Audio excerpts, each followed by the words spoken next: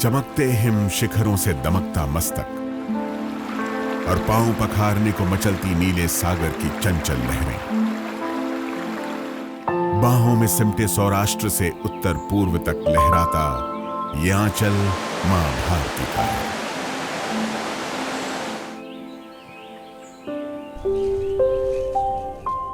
जिसकी छांव में मानव सभ्यता के इतिहास और विकास की गाथाएं लिखी गई। आध्यात्म और सेवा आदिकाल से ही इस भारत भूमि की विशिष्ट पहचान रही है। जीव मात्र की सेवा ही सनातन का सार है।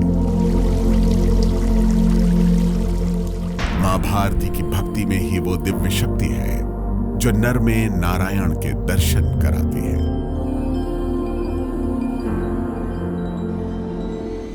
इस पवित्र लक्ष्य से प्रेरित होकर ही सन 2003 में राष्ट्रीय सेवा भारती की नींव रखी गई, जो प्रांतों में कार्यरत सेवा भारती एवं राष्ट्रीय स्वयं सेवक संघ से जुड़ी सैकड़ों समर्पित संस्थानों, संघ जागरण, सहयोग, प्रशिक्षण और अध्ययन के 4 आयामों के जरिए एक नई ऊर्जा का संचार कर रही है।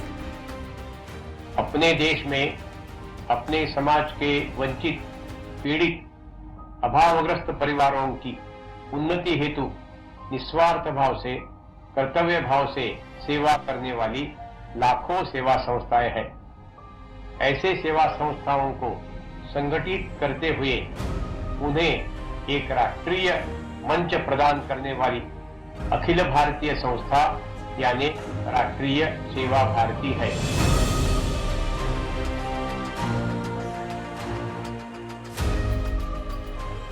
पंचभूतों से बने मानव शरीर और उसकी सभ्यता का वर्तमान एवं भविष्य स्वास्थ्य, शिक्षा, संस्कार, स्वावलंबन और समाज सेवा के 5 आयामों पर टिका है। बात चाहे सकुचाते सिसकते बचपन की हो या उम्र के अवसान पर पहुंचे बुजुर्गों के देखभाल की, सदियों से उपेक्षित समाज को स्वावलंबी बना मुख्य धारा से जोड़ने की, या फिर हाल में आई अभूतपूर्व आपदा कोविड के संकट काल में मानवता की जंग लड़ते कोरोना योद्धाओं की। मानव इतिहास में अनेक विपदाएं आई, महामारियां आई, भीषण युद्ध हुए, लेकिन कोरोना जैसी चुनौती की किसी ने कल्पना नहीं।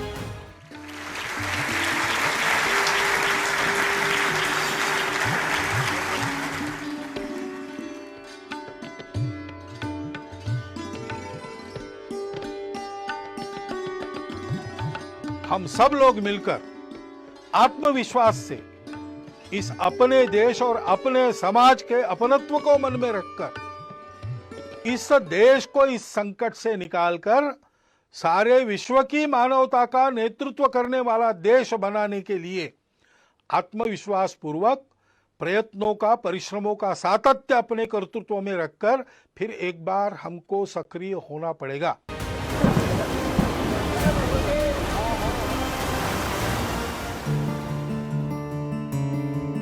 लोक कल्याण के हर महायज्ञ में सेवा भारती के सिपाही अपने मन, वचन एवं कर्मों से आहुति अर्पित करते रहे हैं।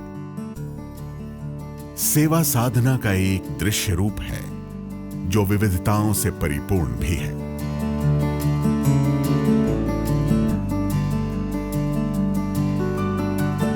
जब अपनों से मिला तिरस्कार भी दूसरे उपेक्षितों की सेवा को प्रेरित करे, इस धरती पर चांपा की कात्रे नगर सरीखी बस्ती तभी बसती है।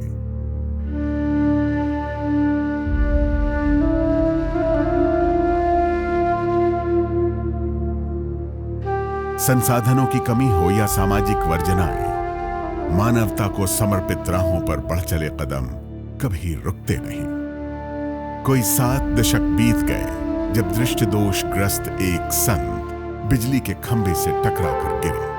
तब मस्तक से बहता लहू देखकर एक दिव्यात्मा के हृदय में फूटा करुणा का स्रोत अब सेवा का एक सागर है।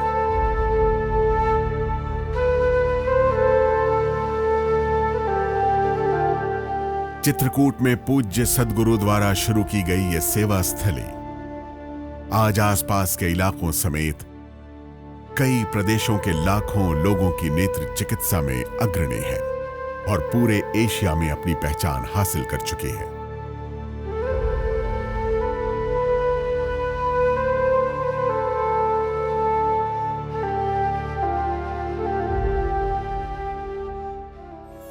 ऐसे ही ब्रह्मपुत्र की गोद में झूलते पूर्वांचल के पर्वतीय प्रदेश के अनगिनत आरोग्य मित्र दुर्गम वन्य इलाकों में अपनी निस्वार्थ सेवाएं अर्पित कर मानवता के उत्तम स्वास्थ्य के लिए उद्यमशील हैं। घने जंगलों में निवास करने वाले हमारे मनीषी अपने योग, ध्यान, जप और तप के जरिए समाज कल्याण के प्रति समर्पित रहे। समर्पण भारतीय संस्कृति की एक परंपरा है। सदियों की गुलामी से छत विक्षत भारतीय समाज को राष्ट्रीय सूत्र में पिरोते हुए आगे ले जाने का अक्षय ऊर्जा स्रोत सेवा भारती का समर्पण ही रहा है।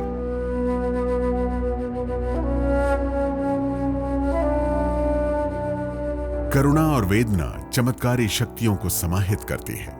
प्रकृति ने हम सबों को एक सा बनाया है, पर सृष्टिकर्ता से मिली त्रुटियों का समाधान कैसे किया जाए? अरुणा चेतना सरीखी संस्था ये राह दशकों से समाज को दिखा रही है। आम बच्चों की तरह दिव्यांगों के भी वर्तमान बेहतर और भविष्य सुरक्षित होने चाहिए।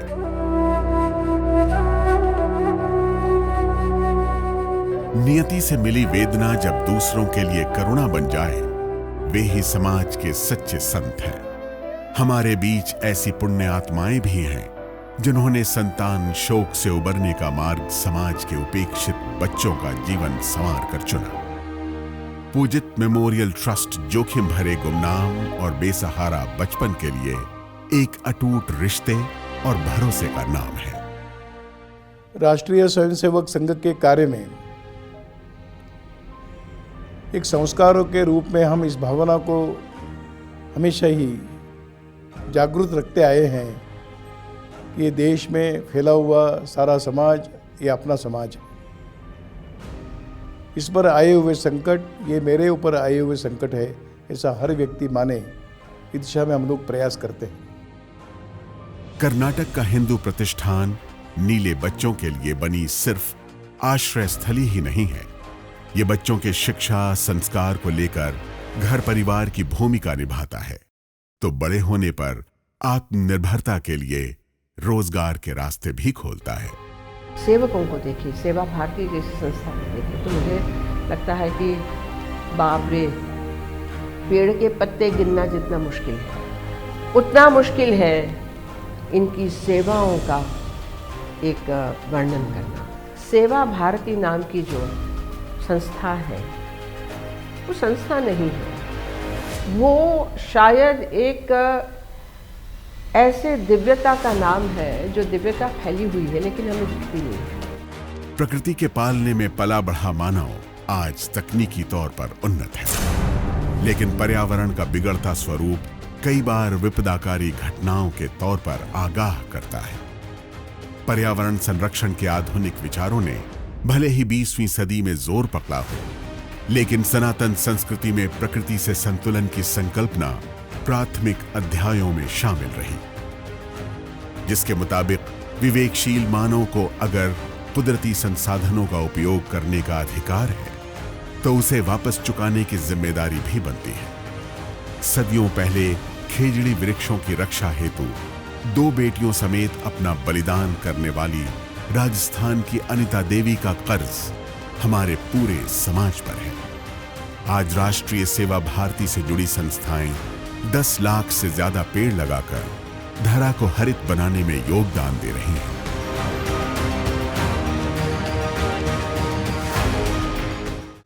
समस्त मानव के प्रति संवेदना हमें उन कल्याणकारी लक्ष्यों की ओर प्रेरित करती है जो आमतौर पर पहुंच से बाहर माने जाते हैं। दुर्गम और विषम भौगोलिक परिस्थितियों में अपनी सांस्कृतिक विरासतों को सहेजे वनवासी समाज को मुख्य धारा में लाने की कोशिश ही काफी नहीं, उनके मानवोचित जीवन के लिए जरूरी शिक्षा, स्वास्थ्य, और रोजगार जैसी बुनियादी सेवाओं की जरूरतें भी पूरी होनी चाहिए।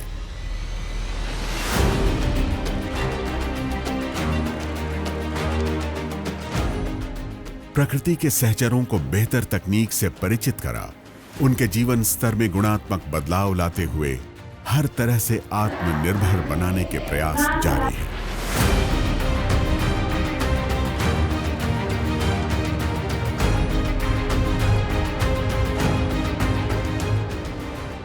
कुदरत का क्रुद्ध रूप भीषण विनाशकारी होता है, चाहे तटीय प्रदेशों का चक्रवर्ती तूफान हो या हिमालय की गोद में बसे कश्मीर में आई बाढ़, लेह में बादल फटने की त्रासदी हो अथवा लातूर में फटी धरी से मचा प्रलय। स्वयं सेवकों का समर्पण मानवता की मिसाल बन चुकी है।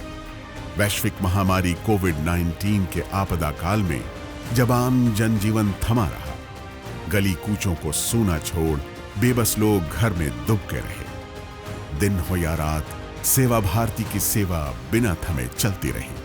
अपने कोरोना योद्धाओं के दम पर सरकार व प्रशासन से तालमेल बना लाखों प्रवासियों और बेघरों की मदद से लेकर समाज के कमजोर तबके तक खाना और स्वास्थ्य सरीखी जरूरी सेवाएं पहुंचती रहीं।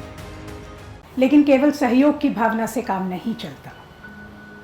आपदा से लड़ने के लिए आवश्यकता होती है नियोजनबद्धता की, एक सुनियोजित तरीके की, एक वेल प्लान्ड एक्शन फोर्स की। हालांकि देश भर में कई सारी सामाजिक, धार्मिक तथा राष्ट्रीय सेवाभावी संस्थाएं हैं जो ऐसी आपदाओं के वक्त अपने कार्यकर्ताओं के साथ कूद पड़ती हैं, जान जोखिम में डालकर भी काम करती हैं।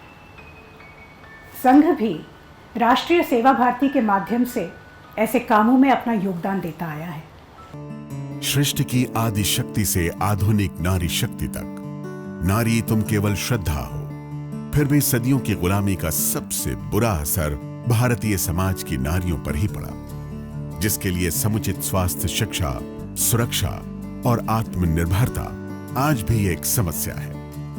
हालात से जूझती अकेली महिला हो या कर्ज के बोझ से खुदकुशी का शिकार हुए किसान परिवार की कोई मां, जिसके कंधों पर बच्चों को पाल पोस कर बड़ा करने की जिम्मेदारी है।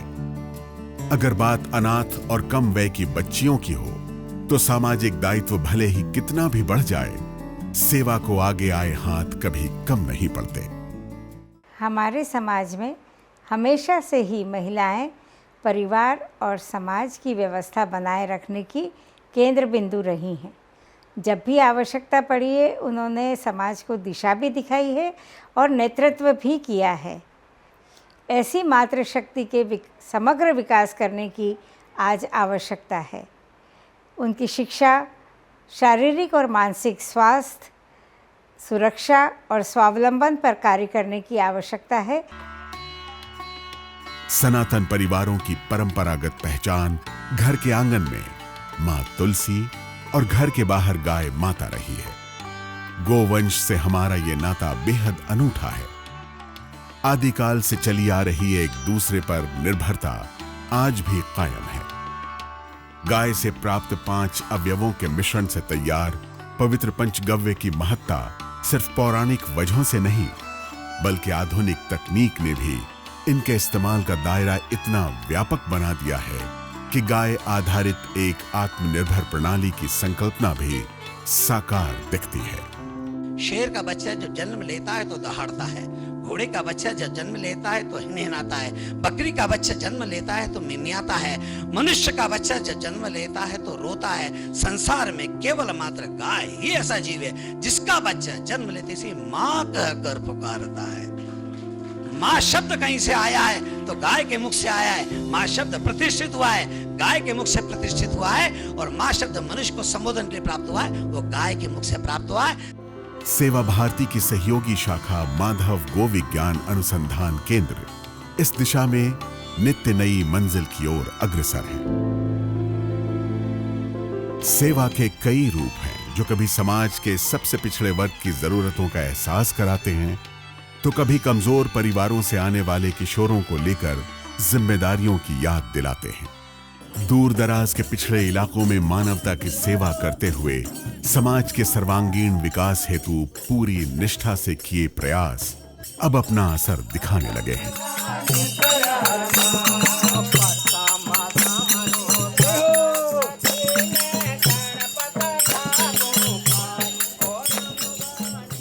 नर सेवा नारायण सेवा के इसी संकल्प और समर्पण को धारण किए राष्ट्रीय सेवा भारती उगते सूरज की किरणों के साथ लोक कल्याण के नित्य नए आयाम विकसित करने में पूरी निष्ठा से प्रयासरत एवं अग्रसर है।